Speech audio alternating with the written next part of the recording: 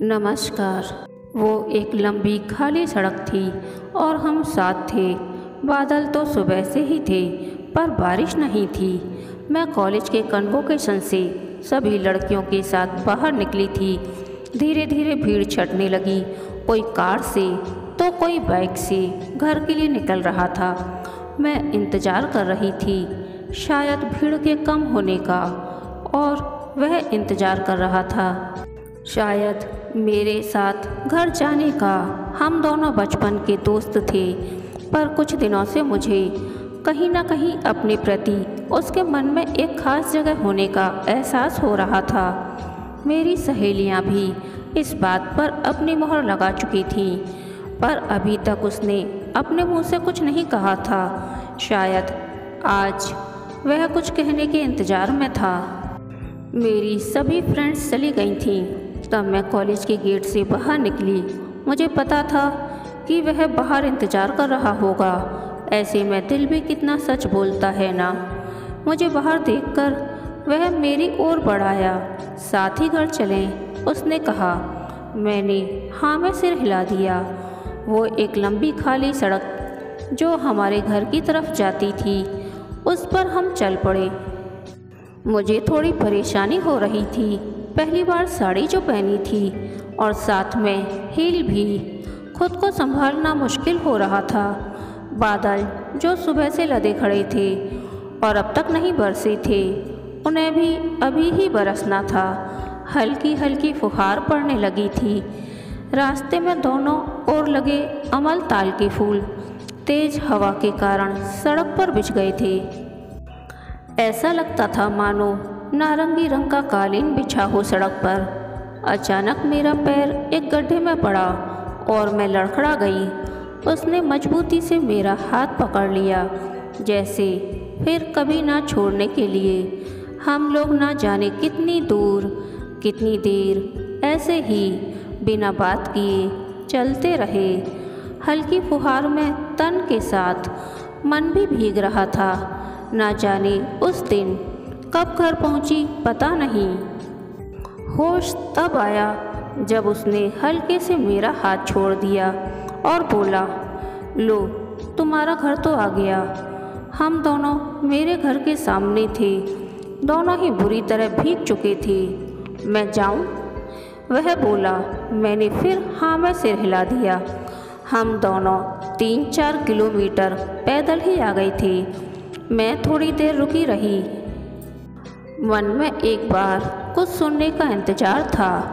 हम दोनों कुछ पल एक दूसरे का चेहरा देखते रहे और अफसोस कि वह आज भी बिना कुछ बोले चला गया। मैं बिखर रही थी। तभी पापा बाहर निकल कर आ गए। अरे बेटा, तू तो बिल्कुल भीग गई। चल जल्दी से कपड़े बदल ले, वरना बीमार पड़ेगी। बारिश की बूंदों ने आँखों की नमी अपने आंचल में समेट ली थी। मैं पूरी रात इसी सोच में गुम बिस्तर पर पड़ी रही कि ये क्या था। नींद का कहीं नामो निशान नहीं था। ऐसा क्या था जो उसे कुछ भी कहने से रोक रहा था। अगले दिन सुबह मैंने उसका मैसेज अपने फ़ोन पर देखा, तुम कितने बजे तक कॉलेज आओगी। साथ ही उसने यह भी लिखा था कि मैं लगभग 11:30 बजे तक कॉलेज पहुंचूंगा। क्या है ये? अगर तुम यह कह दोगे कि तुम भी इस वक्त पर आ जाना, तो क्या तुम्हारी नाक कट जाएगी? मुझे गुस्सा तो बहुत आया, पर फिर भी मैं उससे मिलने के हिसाब से ठीक 11:30 बजे कॉलेज पहुंच गई। बहुत देर तक वह डिपार्टमेंट में कहीं नज़र नहीं आया।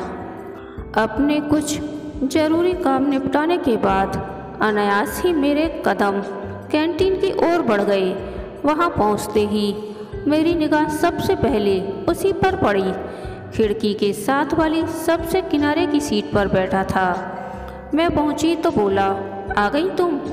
मुझे थोड़ा गुस्सा आया। मैंने कहा, मैं तो वापस जा रही थी। तुमने मुझे यह तो नहीं बताया था कि तुम कैंटीन में मिलोगे।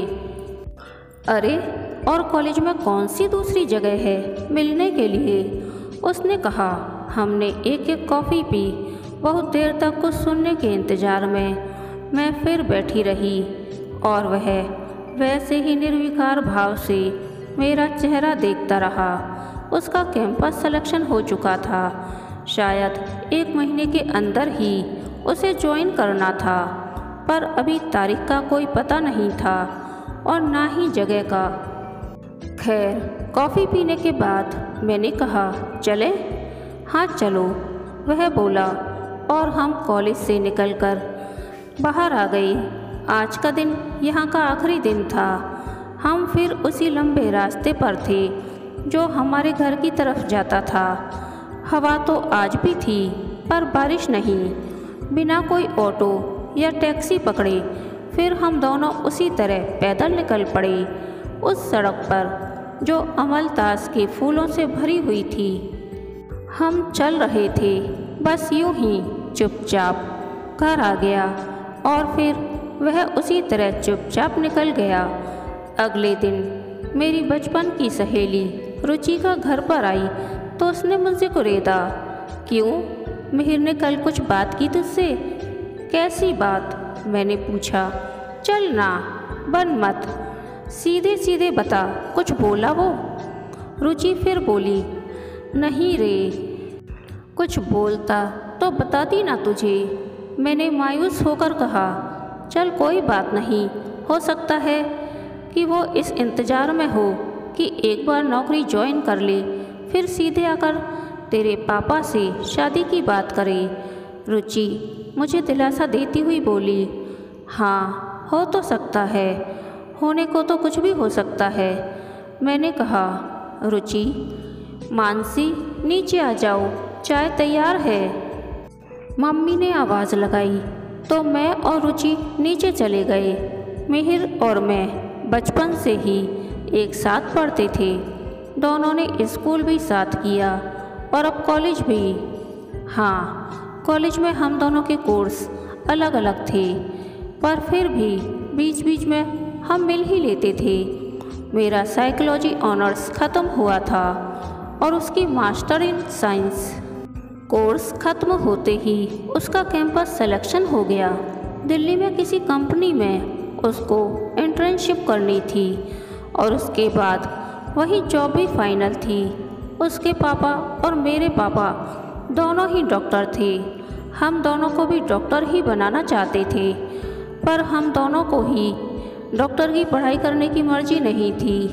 मुझे अब क्लिनिकल साइकोलॉजी में आगे पढ़ाई करनी थी। मिहिर बचपन से ही घर आता था। हम साथ साथ घूमने भी जाते थे। हम दोनों ही एक दूसरे को पसंद करते थे। मुझे इंतज़ार था कि जब वो ये अपने से कहे कि वो मुझे प्यार करता है और मुझसे शादी करना चाहता है। पहले मुझे लगता था कि शायद वो इस इंतज़ार में है कि जब उसकी जॉब लगेगी तब वो कुछ कहेगा। जॉब से पहले किस मुंह से कोई लड़का किसी लड़की को प्रपोज करेगा, ये सोचकर मैं खुद को तसल्ली देती रहती थी। पर अब तो जॉब भी लग गई और वो चला भी जाएगा। 1 हफ्ते में उसे जाना था। मैंने मम्मी से पूछा कि मम्मी, क्या मैं मिहिर के लिए एक टी शर्ट ले आऊँ? हाँ हाँ ले आ, वही तेरा बचपन का दोस्त है, वो जा रहा है। मैं मिहिर के लिए एक टी शर्ट और कुछ छोटे छोटे गिफ्ट्स लाई। उसका घर मेरे घर से कुछ ही दूर था। उसके घर देने के लिए गई, पर वो घर में नहीं था। उसकी मम्मी ने बोला, मानसी तू उसके रूम में रख दे उसकी गिफ्ट्स, वो आएगा तो मैं बता दूंगी। हम दोनों के ही परिवार हमारी दोस्ती से परिचित थे, पर शायद इससे ज़्यादा वो जानते नहीं थे या जानना नहीं चाहते थे। मिहिर की मम्मी उसके लिए किसी बहुत खूबसूरत लड़की के ख्वाब देख रही थी, जैसा कि अक्सर बेटों की माएँ देखा करती हैं, जबकि मैं एक साधारण सी दिखने वाली लड़की थी। मेरे पापा मेरे लिए कोई IAS या PCS अफसर या डॉक्टर की तलाश में थे। मुझे शक था कि किसी साधारण कंपनी में जॉब करने वाले लड़के से शायद ही वो मेरी शादी के लिए तैयार होंगे। हम दोनों के परिवारों में बहुत अच्छी दोस्ती थी, लेकिन एक दूसरे के साथ रिश्ते की बात कोई नहीं सोच रहा था।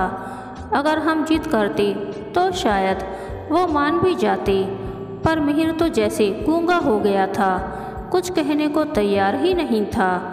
रुचिका का कहना था कि अभी उसे और वक्त चाहिए, वो करियर में अच्छी तरह सेटल होना चाहता था। शायद रुचिका सही थी, पर मेरे पास अटकलें लगाने के अलावा कोई रास्ता नहीं था। खैर, मिहिर ज्वाइन करने दिल्ली चला गया। उसके जाने के बाद मेरे दिन और ज़्यादा उदास और खाली हो गए। मास्टर्स की पढ़ाई शुरू होने में अभी वक्त था। कई बार मैंने सोचा कि कहीं चली जाऊं, थोड़े दिन के लिए कहीं घूम ही आऊं, लेकिन फिर समझ में नहीं आता था कि कहाँ जाऊं, अकेले कहाँ घूमती फिरूंगी। इससे तो घर ही ठीक है, और कम से कम यहाँ मम्मी पापा के पास तो हूँ। अकेले कहीं जाने में मुझे डर भी लगता था। शायद मम्मी मेरी उदासी और ऊब का कारण समझ रही थी। एक बार उन्होंने ऐसे ही इशारों में मुझसे मिहिर के बारे में पूछा, पर मेरे पास बताने को था भी क्या। 6-8 महीने इसी तरह गुजर गए।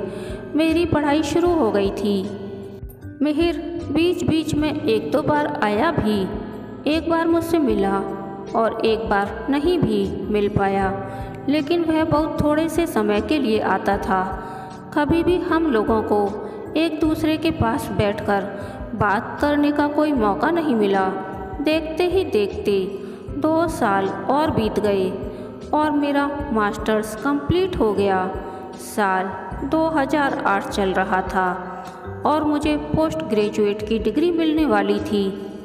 जुलाई अगस्त का महीना था। फिर से मेरा कन्वोकेशन हुआ। मुझे मास्टर्स की डिग्री मिली। मैं काउंसलिंग के लिए जॉब ढूंढने लगी। मैंने एक प्राइवेट कंपनी में जॉब शुरू कर दी, जिसमें कि मैं वहां पर काम करने वाले कर्मचारियों को वर्क प्रेशर हैंडल करना और डिप्रेशन आदि जैसी समस्याओं से छुटकारा दिलवाने के लिए काम करती थी। 2008 सितंबर की बात है। 2 दिन के लिए मिहिर आया था। मैं उसके घर उससे मिलने के लिए गई। उस दिन कमरे में हम दोनों अकेले ही थे। उसने मेरा हाथ पकड़ा और मेरा हाथ पकड़कर बोला, मानसी, मुझे माफ़ कर देना।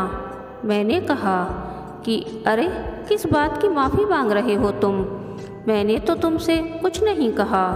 हाँ, तुमने कुछ नहीं कहा, पर मैं समझ सकता हूँ, तुम भी समझ रही हो। मैं इससे ज़्यादा और कुछ नहीं कहना चाहता। बस एक बात समझने की कोशिश करना कि जब इतिहास में कोई बड़ी चीज़ अपना नाम दर्ज कराती है, तो बहुत सारे छोटे छोटे लोगों को बहुत सारी बड़ी बड़ी कुर्बानियाँ देनी पड़ती हैं। मैंने कहा, ये क्या बकवास कर रहे हो? मुझे कुछ समझ में नहीं आ रहा। अच्छा, मैं चलती हूँ, मुझे देर हो रही है। इतना कहकर मैं वहाँ से उठी और अपने घर की ओर चल दी। मैं समझ तो गई थी कि वह क्या कहने की कोशिश कर रहा है। इसका मतलब साफ था कि अब मुझे उसका और इंतज़ार नहीं करना है। उस दिन भी घर आकर मेरी पूरी रात यूं ही आँखों में निकल गई। मैं बहुत डिस्टर्ब थी। नींद का कहीं नामो निशान नहीं था। मैं इधर उधर बिस्तर पर उलट पुलट कर रही। मन के कहीं एक कोने में एक आखिरी जो आशा थी, वह भी आज खत्म हो गई थी।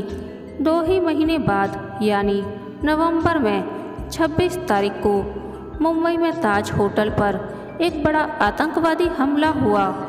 वह एक इतना बड़ा और इतना खतरनाक हादसा था कि उसने पूरे देश को हिला दिया। पूरे देश की आंखें टीवी पर लगी हुई थीं कि कब क्या हो रहा है। लोग एक एक पल की खबर ले रहे थे। ना जाने कितने मासूम लोग उसके अंदर फंसे हुए थे और ना जाने कितने मासूम लोगों की जानें जा चुकी थीं। मुंबई के इस आतंकी हमले के बाद देश में सिक्योरिटी बहुत सख्त हो गई थी। हर तरफ चेकिंग हर तरफ पुलिस। हर छोटे बड़े होटल में, हर छोटी बड़ी जगह पर पुलिस की निगरानी रहती थी। इसी बीच एक दिन मिहिर की माँ का फ़ोन आया। वह बोली, बेटा, मिहिर बहुत थोड़ी सी देर के लिए आया है, तू अगर मिलना चाहती है तो जल्दी से आ जा। बस वह निकल ही रहा है, उसकी पोस्टिंग मुंबई कर दी गई है, तो संभव है कि अब वह इतनी जल्दी नहीं आ पाए। ठीक है आंटी, मैं आती हूँ। यह कहकर मैंने फ़ोन डिस्कनेक्ट कर दिया। मैं पहले समझ नहीं पा रही थी कि जाऊँ या ना जाऊँ, लेकिन मैंने सोचा चलो कोई बात नहीं, इतनी दूर जा रहा है तो एक बार चलकर मिल लेने में कोई हर्ज नहीं है।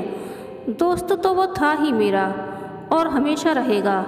मैं जब उससे मिलने पहुंची तो पहली बार वह थोड़ा अस्त व्यस्त, थोड़ा असमंजस में, थोड़ा डिस्टर्ब दिखा।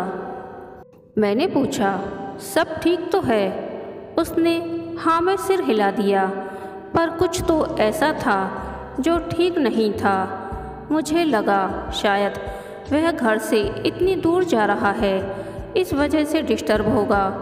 हम लोगों में ज़्यादा कोई बात नहीं हुई, बस हम एक दूसरे से मिले और वह चला गया। मुंबई अटैक को 6 महीने बीत चुके थे और जून 2009 आ गया था। मानसून फिर आ चुका था। अमलतास फिर से लदे हुए थे। तेज हवा चलती रहती थी और हवा के साथ साथ कभी कभी बहुत फुहारें भी गिरती रहती थीं। मैं ऑफिस से लौटकर ड्राइंग रूम के बाहर वाले बरामदे में बैठ जाती थी। बिना कुछ बोले चुपचाप फुहारों को गिरते हुए देखना भी कितना सुकून भरा होता है। वो मेरा समय व्यतीत करने का सबसे अच्छा साधन था। एक शाम मैं ऐसे ही घर के बाहर बरामदे में बैठी हुई थी कि मेरे घर के सामने से एक एम्बुलेंस गुजरी। मैं उत्सुकता में यह देखने के लिए बरामदे से बाहर निकल कर गई कि यह कहाँ आई है। मैंने देखा कि एम्बुलेंस मिहिर के घर के सामने जाकर रुक गई। छोटे शहरों और छोटी कॉलोनी में लोगों को एक दूसरे के घर में होने वाली घटनाओं का पता भी होता है और जानने की उत्सुकता भी होती है, क्योंकि सभी एक दूसरे को जानते हैं। उसके घर में एम्बुलेंस क्यों आई है, यह देखने के लिए मैं भी उत्सुक थी। मैं तुरंत अपना गेट का दरवाज़ा खोलकर बाहर निकलकर सीधे उसके घर की तरफ दौड़ पड़ी। मुझे लगा है कि ऐसा ना हो आंटी या अंकल में से किसी की तबीयत खराब हो, जिन्हें अस्पताल ले जाने के लिए एम्बुलेंस को बुलाया गया है, लेकिन हम लोगों को फ़ोन क्यों नहीं किया। मुझे मन में यह ख्याल आ रहा था। मेरे साथ आसपास के 3-4 लोग और भी आ गए थे। एम्बुलेंस रुक गई। उसमें से 4 लोग निकले और उन्होंने एक स्ट्रेचर पर किसी की बॉडी को बाहर निकाला। बॉडी को ले जाकर उन्होंने मिहिर के घर के दरवाजे के बाहर रख दिया। घर की बेल बजा दी। मिहिर के मम्मी पापा निकले। तब तक मैं और कॉलोनी के कुछ लोग वहां पहुंच गए थे। ये सब क्या है? अंकल ने उन लोगों से पूछा। सर, आप हिम्मत से काम लीजिए। वो लोग मिहिर के पापा और मम्मी को लेकर अंदर चले गए। कुछ ही मिनटों के बाद अंदर से मिहिर की मम्मी की चीख चीख कर रोने की आवाज़ आने लगी। हम सब घर के अंदर पहुँचे तो पता चला कि ये तो मिहिर की बॉडी है। तब तक मेरे मम्मी पापा भी वहाँ पहुँच गए थे। पापा मिहिर के पापा से पूछ रहे थे कि बताइए तो हुआ क्या है, ये लोग कौन हैं। मिहिर के पापा ने एक आई कार्ड जैसी कोई चीज़ पापा के हाथ में थमा दी। पापा ने मिहिर के पापा के हाथों से वो कार्ड लिया। उस कार्ड को देखकर हम सभी हैरान रह गए। उस पर लिखा था Mihir Pratap Singh, central bureau of investigation. वो ये कौन सी नौकरी कर रहा था? कब से काम कर रहा था? घर पर क्यों नहीं बताया? उसको हुआ क्या था? उसके साथ आए लोगों ने कुछ भी जवाब देने से मना कर दिया। उन्होंने सिर्फ इतना बताया, कि वह किसी स्पेशल मिशन पर काम कर रहा था, जबकि घर में किसी को भी इस बारे में कुछ पता नहीं था। मैं तो सदमे में आ गई थी। वहीं बरामदे में ज़मीन पर धम्म से बैठ गई। पता नहीं कितनी देर वहाँ बैठी रही। पूरी रात सभी कॉलोनी वालों ने वहीं गुजार दी। मिहिर की मम्मी को दिलासा दे पाना असंभव हो रहा था। अगले दिन सुबह ही मिहिर की बॉडी को अंतिम संस्कार के लिए ले जाया गया। वही सड़क थी अमलतास के फूलों से भरी हुई और वही बारिश की फुहार थी, पर मिहिर नहीं था। मैं एक अमलतास के पेड़ के नीचे खड़ी उसे विदा कर रही थी। बारिश की फुहारों ने फिर से मेरी आँखों की नमी को अपने आंचल में समेट लिया था और अमलतास के फूलों से मेरी मांग भर गई थी। कान में जैसे कोई धीमे से कह रहा था, जब कोई बड़ी चीज़ इतिहास में दर्ज होनी होती है, तब उसके पीछे बहुत सारे छोटे छोटे लोगों को बहुत सारी बड़ी बड़ी कुर्बानियाँ देनी होती हैं। कहानी के अंत तक बने रहने के लिए धन्यवाद। यह कहानी आपको कैसी लगी, प्लीज़ कमेंट करके बताइए।